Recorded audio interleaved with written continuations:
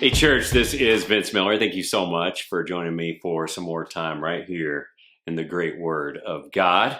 We're on this short journey through the Bible, looking at this little territory or strip of land we know as Gaza today, so we can understand it biblically, see the events that happened there, the lessons that we have learned, in hopes that we can in turn respond appropriately and spiritually even today. Today our journey takes us into 1 Samuel chapter 6.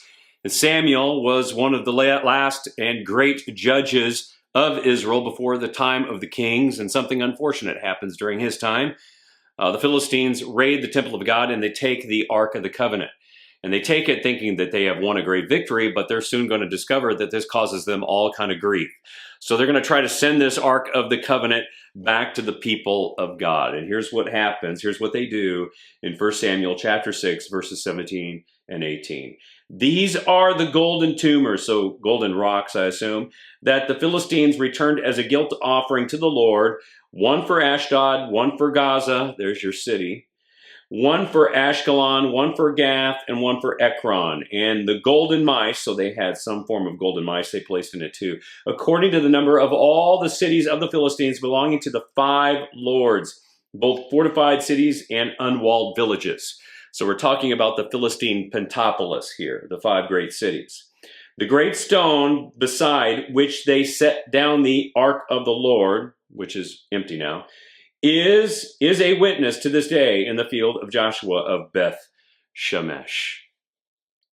So, church, before we actually dig into the text today, I think it's really essential to comprehend the gravity of the events that actually led up to this moment. So, in 1 Samuel chapter 5, which is right before chapter 6, which we just read, the Philistines had defeated the Israelites and captured the Ark of the Covenant. Now, believing that the God of Israel actually lived in the ark, they placed it in the temple of Dagon, who is their God, as a symbol of Dagon's superiority. But what followed was pretty humbling for them. Their false god, Dagon, was found face down one morning before the Ark of the Covenant. Interesting. And then the next morning, decapitated, and then finally dismembered. And then on top of this, the Philistines experienced all these plagues and these tumors, and all this widespread panic struck them, forcing them to acknowledge the might of the God of Israel, whose ark they had taken, the God of the box. But this wasn't just a small little hiccup for the Philistines. It was complete chaos in their cities. The Philistine cities, including Gaza, had each been tormented in turn.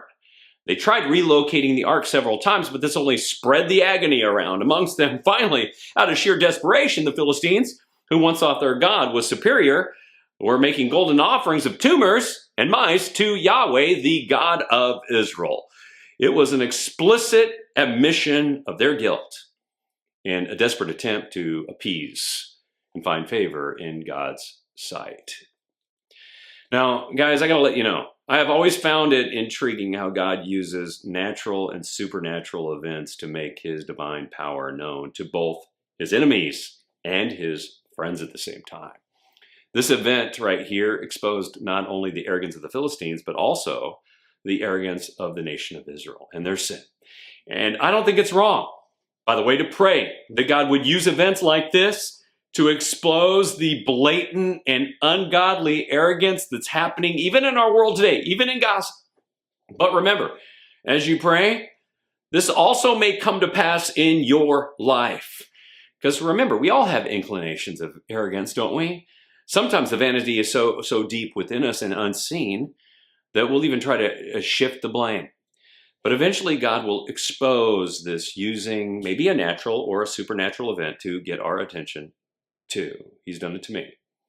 And how we respond in this moment can reshape who we are and bring glory to an already and always great God who is good all the time. So God, we ask in unison today that you would make your name great in Gaza, in Israel, and in our lives as well. I love you, fellas. I pray this blesses you today. If it has, share it with someone else, and I'll see you right back here, hopefully, again tomorrow.